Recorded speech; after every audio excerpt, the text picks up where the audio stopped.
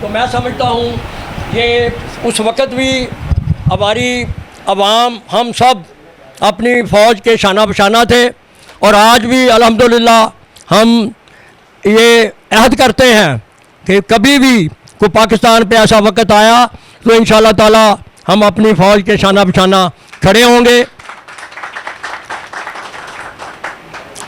और जिस तरीके से हमारी अफवाज पाकिस्तान ने उस वक़्त दुश्मन को नेस्तो नाबूद किया, वो काबिल सताइश है।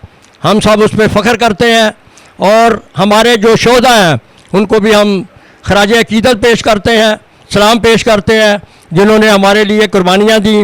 और उसी मुनासबत से आज ये प्रोग्राम का इनकाद किया गया था। मार्का हक बुनियानुल मरसूस का प्रोग्राम ये हम आज मना रहे हैं सब दोस्त। तो आप सब दोस्तों की बड़ी मेहरबानी, बहुत शुक्रिया। हमारी इस भरपूर एफर्ट में आप दोस्त शामिल हुए।